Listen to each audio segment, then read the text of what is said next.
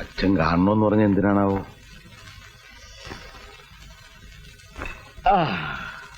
നിങ്ങൾക്കിപ്പോ തോന്നുന്നുണ്ടോ ഞാൻ നിങ്ങളുടെയൊക്കെ ജീവിതം തകർക്കായിരുന്നെന്ന്? നിങ്ങളെ ആരെയും കല്യാണം കഴിക്കാൻ പോലും സമ്മതിക്കാതെ ഞാൻ നിങ്ങളെ നശിപ്പിക്കായിരുന്നു. അച്ഛൻ എന്താ ഇപ്പൊ ഇങ്ങനൊക്കെ പറയുന്നത്? ചോദിച്ചതിന് മാത്രം ഉത്തരം പറഞ്ഞാൽ മതി. തോന്നണുണ്ടോ എന്ന്? ഇല്ല, അങ്ങനൊന്നുമില്ല. എനിക്കും ഇല്ലച്ചാ. അപ്പൊ നിനക്കോടാ? അയ്യോ ഇല്ലച്ചാ, ഞങ്ങൾക്ക് രണ്ടാൾക്കും തോന്നുന്നില്ല. ഇല്ലടാ. നീ നിന്റെ കാര്യം മാത്രം പറഞ്ഞാൽ മതി, അവന്റെ കാര്യം അവൻ പറഞ്ഞോളും. എനിക്കും ഇതുവരെ തോന്നിയിട്ടില്ല. അപ്പോ ഇനി തോന്നാമെന്ന്? ഇല്ലച്ചാ, ഇല്ല. എന്നാൽ എനിക്ക് തോന്നുന്നുണ്ട് എന്റെ മക്കളെ കൊണ്ട് കല്യാണം കഴിപ്പിക്കാതിരുന്നത് വലിയ തെറ്റായി പോയിരുന്നു.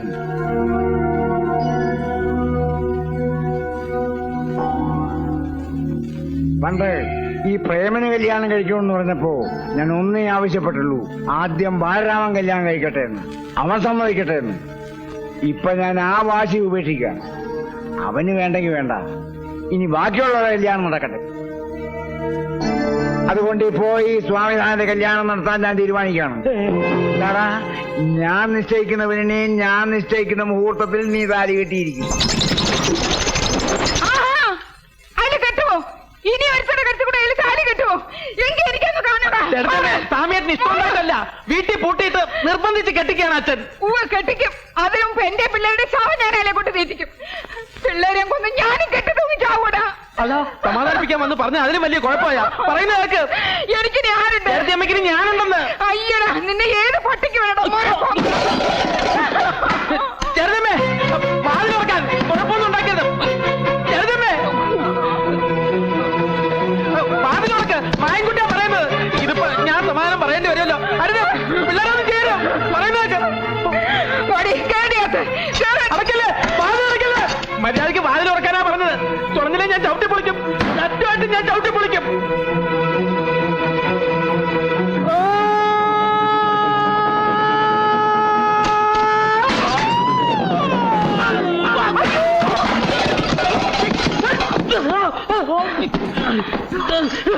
നിനക്കെന്താ പ്രാന്ത് പിടിച്ചോ? മനുഷ്യൻ തുണി പറയാൻ സമ്മതിക്കില്ലേ? തുണി മാറ. Very sorry. എന്നിട്ട് പോരാടുന്നു.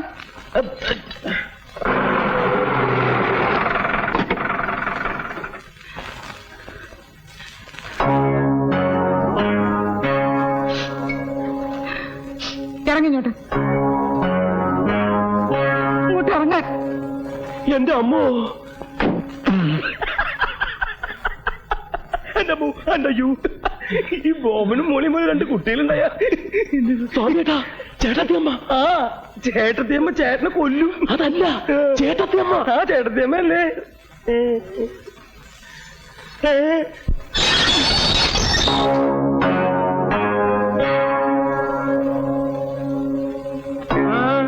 എങ്ങോട്ടായി തള്ളി കയറി വരുന്നത്?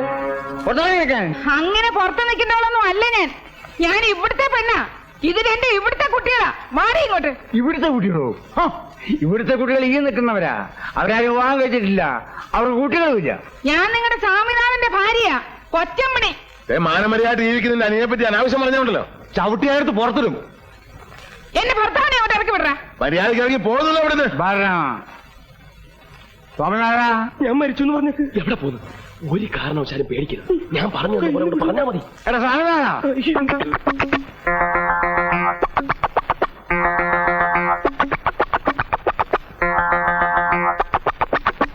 എന്താ അച്ഛാ? എനക്കെന്താ ഒരു വല്ലായിക? ഏയ് ഒന്നുമില്ല. എന്താ നല്ല സുഖയില്ലേ? ഏയ് നല്ല സുഖം. ഇവിടെ മാറിയെന്നേ. ഇങ്ങടാ എടി പെണ്ണേ, ഇവനാണോ എന്റെ ഭർത്താവ്? പിന്നെ അല്ലാതെ. പറയട്ടാ അങ്ങോട്ട്. എന്നെ കല്യാണം കഴിച്ചതാണെന്നും ഇനി വേറെ കല്യാണം കഴിക്കാൻ പറ്റത്തില്ലെന്നും പറയട്ടാ. ഈ നിൽക്കുന്ന കൊച്ചുങ്ങളെ നമ്മുടെയാണെന്ന് അങ്ങോട്ട് പറയട്ടാ. അമ്മേ, എന്തൊക്കെ ഇവരീ പറയണേ?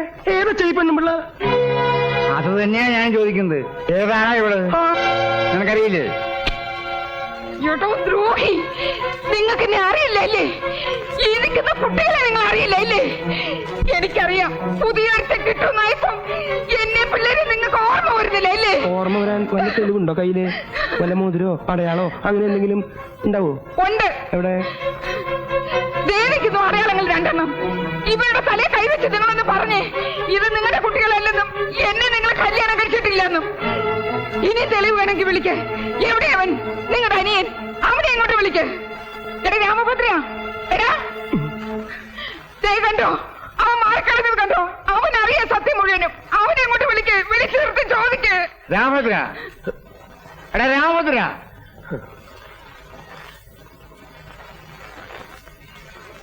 എന്താ അച്ഛാ? നീ ഇവിടെ അറിയുവോ?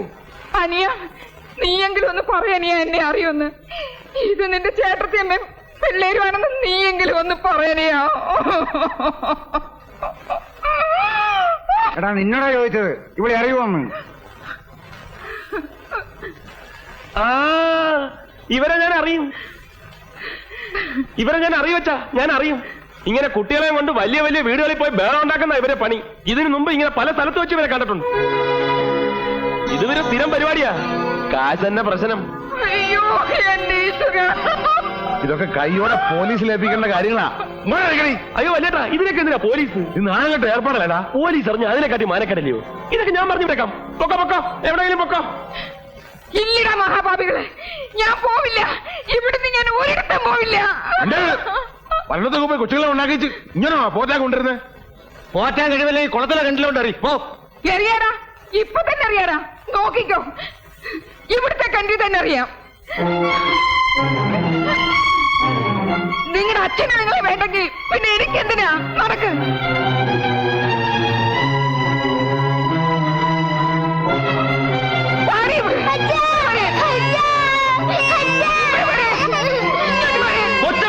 ഇവിടെ വരാൻ കൊല്ലും ഞാൻ. ഇവിടെ വരാൻ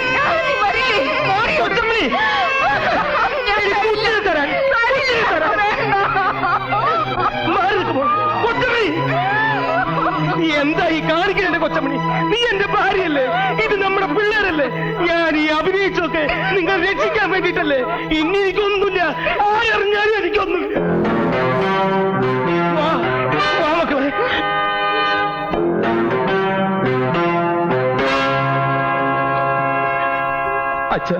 അച്ഛൻ എനിക്ക് മാപ്പ് തരണം. എനിക്ക് എന്റെ ഭാര്യയ്ക്കും പിള്ളേർക്കൊക്കെ അച്ഛൻ മാപ്പ് തരണം. ഞാൻ നിങ്ങളൊക്കെ ചതിക്കുകയായിരുന്നു. എനിക്ക് മാപ്പ് തന്നു പറ.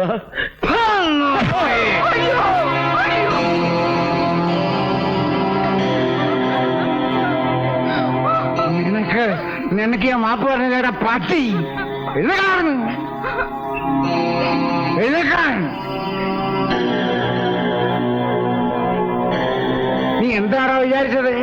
ഞാൻ ഈ നാടകം കളിച്ചത് മുഴുവൻ നിന്നെ കുറിച്ച് പറയിക്കാനാ. നിനക്ക് ഞാൻ മാപ്പ് പറയടാ.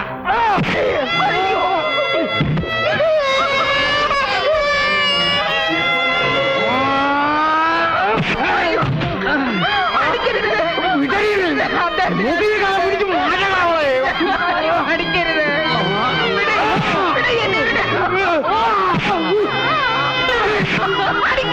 അടിക്കരുതെന്ന് പറ. അയ്യോ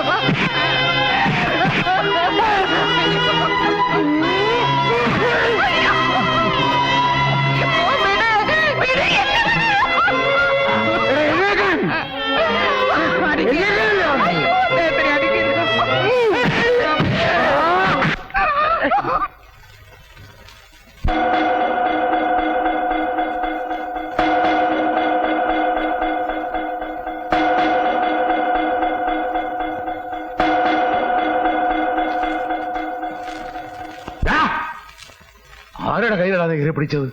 ഇന്ന് വരെ ആ കൈതടാൻ ഒരുത്തരം ധൈര്യപ്പെട്ടിട്ടില്ല. പറഞ്ഞാ മാപ്പ്. അച്ഛന്റെ കാല് മാപ്പുള്ള പട്ടി. അങ്ങനെ മാപ്പ് പറയേണ്ട തെറ്റൊന്നും ഞാൻ ചെയ്തിട്ടില്ല. അച്ഛൻ ഇങ്ങനെ തല്ലിച്ചതയ്ക്കാൻ സ്വാമിയായിട്ട് 2 മഹാഭാവമാണ് ചെയ്തത്. ഒരു കല്യാണം കഴിച്ചു പോയതോ, 2 കുട്ടികൾ ഉണ്ടായി പോയതോ, അതൊരു വലിയ തെറ്റായിട്ട് വലിയിട്ട് തോന്നുന്നുണ്ടെങ്കിൽ എന്നെ കൊന്നോ.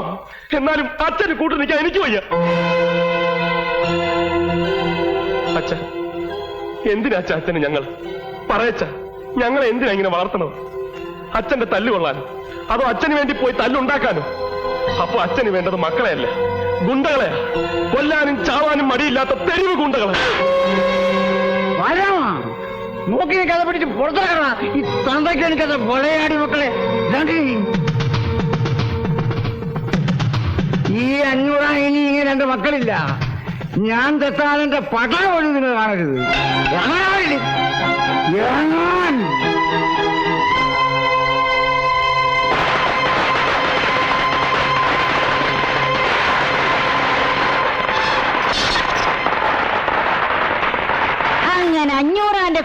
തകർന്നു. ഇനി അയാളെ കൂടി ഇല്ലാതെയാക്കണം. അതിനും അയാളുടെ മക്കള് തന്നെ മതി. പൊട്ടട്ടെ പടക്കം പൊട്ടട്ടെ.